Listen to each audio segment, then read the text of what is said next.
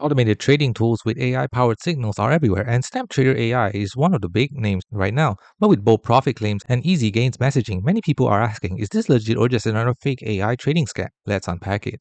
So Snaptrader AI markets itself as an AI analytics platform that analyzes market data and gives you tradable signals for crypto, stocks, and other assets, all without needing experience. The site says you can sign up fast, get automated insights, and trade smarter with less effort. Importantly, profits are not guaranteed, and the platform's own pages state that clearly. Independent website safety checkers give Snaptrader AI very low trust scores, with Scam Advisor ranking the domain at 0 and flagging hidden ownership, recent launch, and limited transparency as red flags. Security scanners like GridInsoft also label the site suspicious or unsafe, suggesting caution before giving personal info or funds. These kind of indicators don't prove a scam, but they do warrant extra scrutiny, especially with financial tools.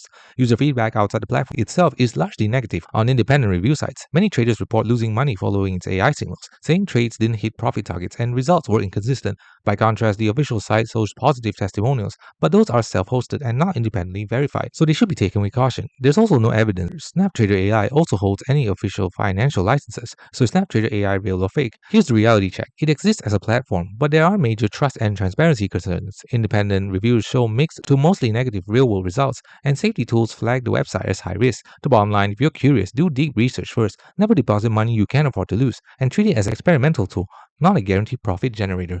Thanks for watching. Don't forget to like and subscribe for more videos.